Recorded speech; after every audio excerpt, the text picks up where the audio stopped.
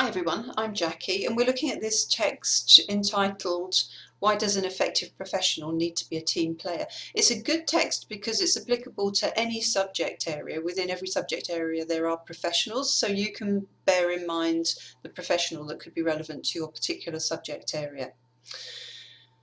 We're looking at the tone and register of a piece for level 3 writing, and when I was looking at this, it struck me that the particular areas that I was interested in came under the subjects of formality, how formal or informal is the tone, the vocabulary being used, because that really sets an example of tone, whether there is a repetition of ideas or therefore for waffle, and does it feel like it's of an academic standard. So I'm looking at all of these and I've got comments, as you can see, on the side of the screen here.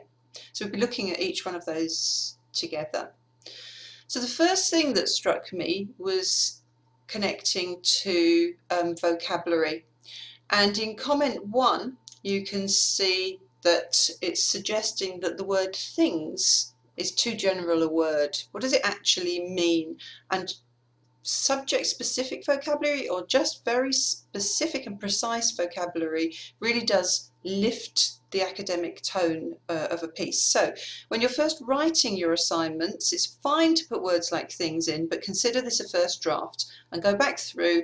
I always underline or highlight the words that I'm going to change when I read through for a second time. Similarly, for comment 2, we're looking at the words in hand there, and it says here the vocabulary used reflects the level of the text. This is too informal. What does in hand mean? It's quite a colloquial thing to use, I think. Comment 3 is connecting to this quote. Now, feels like a good place to put in a quote. It feels like a good quote. It says, a team is a group of people who share a common aim and in which the skills of each individual complements those of the others to be able to achieve that common task. It's quite nice. The problem with it here is that it doesn't do anything new. It's not taking the work forward. And I've said under comment 3, be careful with quotes. This one is only repeating the point just made. A more valuable quote expands the point rather than repeating it. Comment 4 moves on to look at a piece that's talking about the characteristics of a team. Again, a good point, but the tone felt wrong to me. And I've said here, interestingly, this is not a problem with levels of formality or informality, more the issue that this feels like it was written for an informational book rather than an essay.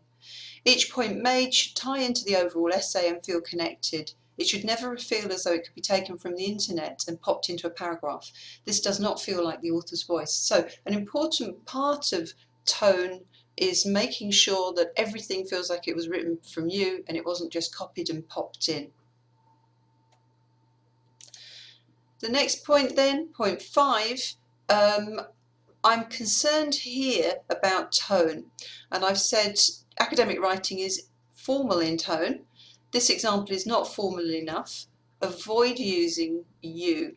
So 2 things really, avoid using you, yes, and also football team. That's fine if you're a sports science or your subject is sports, but for any other subject, it's not a good example of a team. You really do need to have a specific example of the kind of team you might be talking about. The next point, point 6, who each do different things towards the outcomes of the other members.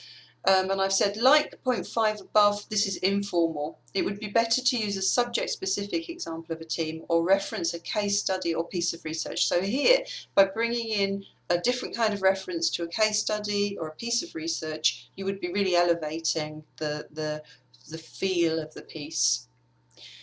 That links to the next point, which is point 7, linking to Thomas there.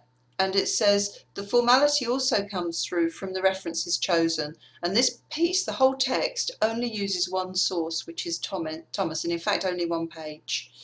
I would expect to see 2 or 3 different references in this text. Now that's true, 2, 3 or even more, 4, 5 pieces for a text this size, so be aware of that.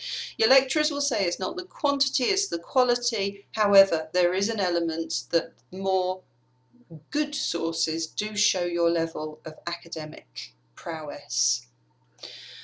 Here is an example for point 8, is an example of repeating the same idea within the same sentence. Communicate working towards the same task, working together as one. Really, you're repeating the same idea. And the last one, comment 9, goes all the way back to comment 2, if you remember. This is talking about or something, and comment 2 was the vocabulary used reflects the level of the text. This is too informal, so watch out for those informal generic phrases and words. The other problem that struck me with this was that if ever I see anything like etc. or so on, or something that doesn't actually complete a sentence, you're suggesting to the reader that it would be better if it were completed, and you're not quite completing it. So it lacks something there, so watch out for that. I hope that was useful to you, and I hope that it was similar to some of the ideas that you had about the text too. Thank you.